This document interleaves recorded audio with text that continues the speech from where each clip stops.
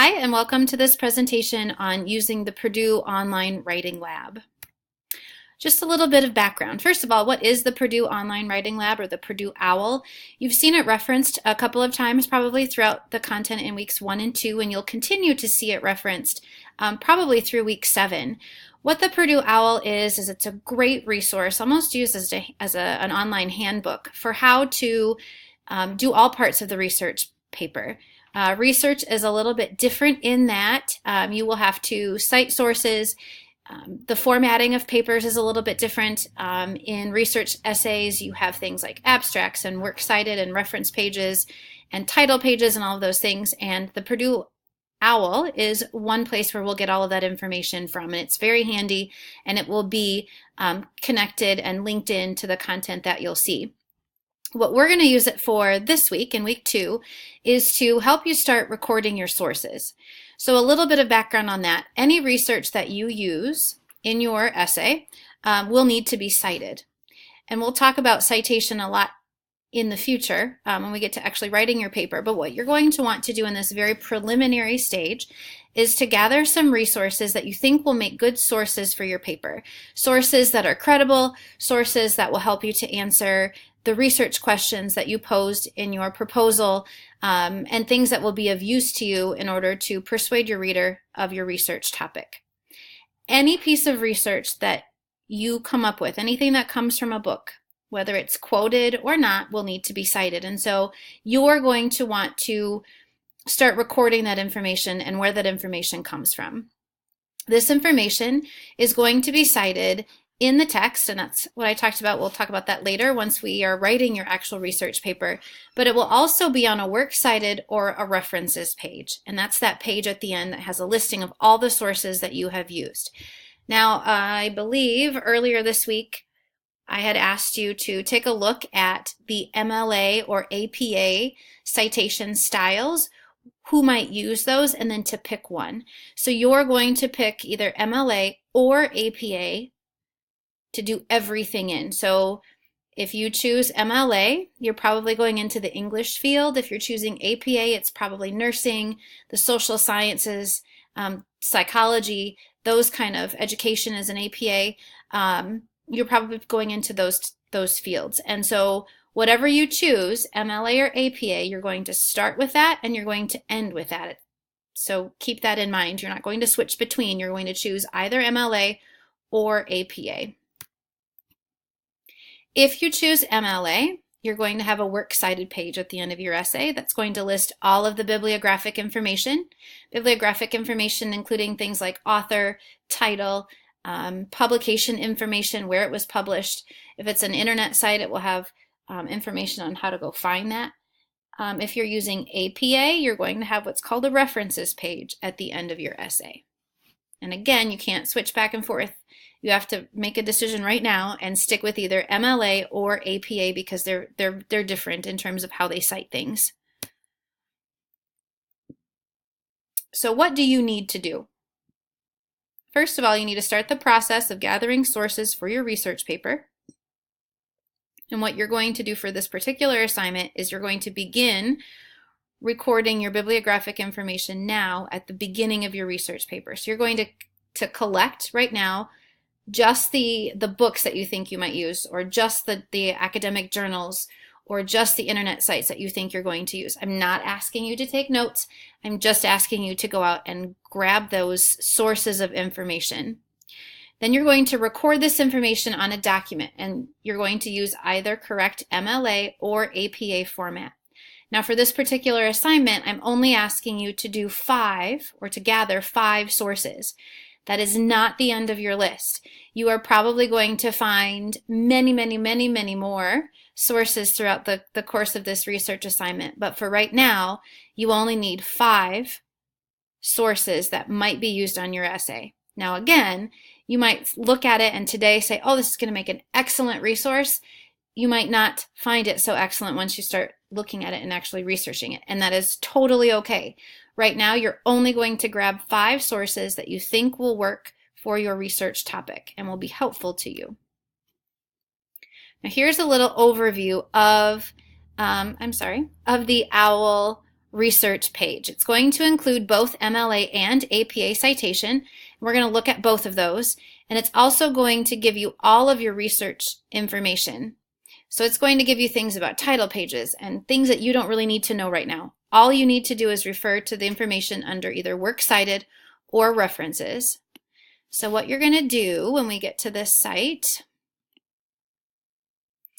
this is the very general research site, and you'll see it's a great source. If you ever have some extra time, you can peruse what's here. But what we're going to be concerned about are these two things under research and citation, APA style and MLA style. Now remember, you're only choosing one of the two. So we're going to just look at MLA first. I have all of this information, the style introduction, overview. I don't really care about so much of that. This was something you looked at hopefully earlier this week. What you're interested in is this formatting and style guide. And when you click on it, it's going to open up all of this information. And it's pretty long, right? Now, what I mentioned in there is that you really only need to look at the works cited pages, which you'll see there's a works cited page for a very basic format. If I click on that, it's going to take me to some basic rules. I would read through this. It's going to tell me about capitalizing and punctuation.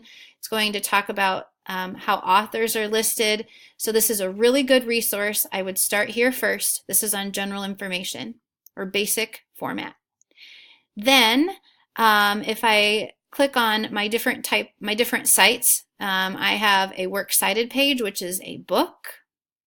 So if I scroll down the basic book format, it gives me for anything that I might desire. I have just the basic format. It has a book with one author, book with more than one author. So I pick my source type, and let's say I have a book with just one author. I am going to follow this example. I'm going to start with the author's last name, followed by the first name, with a period, title of the book in italics, with a period. This is the publishing information, and then the publication date. So I just follow that example. If I want to, I can go back up here to the very general or the very basic book format. It tells me last name, first name, title of the book, city of publication, publisher, and publication date. And then again, if I have something that deviates from that, if I have a book with one author, this is how it's written. If I have one with two or more by the same author, some of those really crazy things, like if there's a book with no author, this is how it's listed. There's more than what you're going to need listed on just this book page. If I want to know about periodicals would be things like newspapers and magazines. I click on that, and it will give me some examples. It gives me a very general article in a magazine. There's a very general format for all citations. Gives me articles in a magazine, articles in a newspaper, and what they should look like. And if you read through the directions, it's pretty self-explanatory. You just follow this formula. Where there's a comma, you put a comma. Where there's a period, you put a period. Now, if it's missing something, if you can't find, for whatever reason, the date of publication, you just leave it off. You don't include that. Or if you can't find the page number, you just end it at May 2007 is where you would end it. Now those are for print sources. There's also an electronic. So we're looking for the information for electronic. I would read this information, talks about the basic style, because electronic sources are interesting because they're different. We can't always find all the information, and so it will tell you a little bit about that. If I'm citing an entire website, if I'm citing just a page, if I were citing an entire website, that means I'm citing the entire CNN website, which is probably not going to be the case. If I'm citing just a page on a website, that would be like something I would have clicked on within CNN, which is probably more likely the case.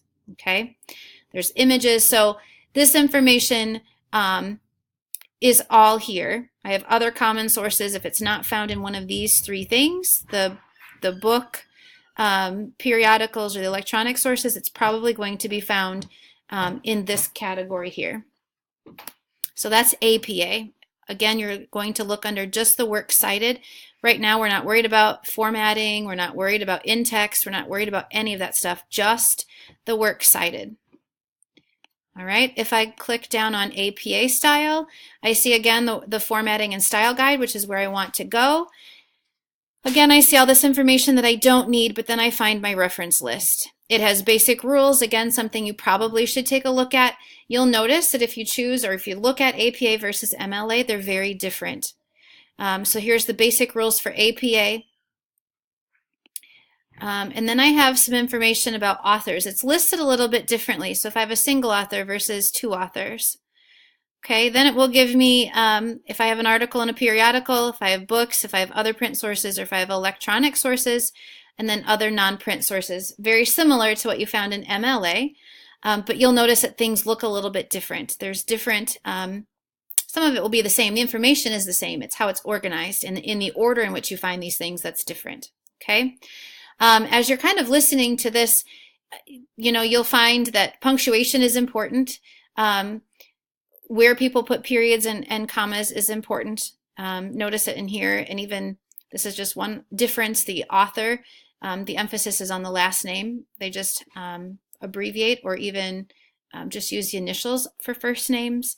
So things are different. So make sure that you take a look at these formulas. All right. So that was the information about that Purdue OWL research page. So hopefully you find that helpful to you. Definitely, if you have questions, ask. This is not an easy part of the research paper, but it's maybe something that brings back memories, hopefully good ones, of when you may have done this in high school or in other courses. So again, your assignment is to begin your initial search for 5 sources that might be used in your essay. Again, this isn't the ending list. This is not saying that you must use these sources. It's not saying that these are the only 5 that you'll find, because you'll surely continue looking for more sources as you kind of look throughout your research process. But you're going to begin with 5, and you're going to record the bibliographic information using the appropriate citation style, either MLA or APA. And where you'll find that, again, is on that Purdue OWL research page. It's connected here in this presentation, so if you want to use this presentation, you may use that. It will also be in the Dropbox, and it will probably be one additional place in the content section. So I encourage you to get started. Do this early. If you have any questions, please do not hesitate to ask, because we don't want your questions to linger. Get them answered as soon as possible so you can continue on with the research process. I wish you the best of luck. And again, any questions, please contact via email or phone. Thank you.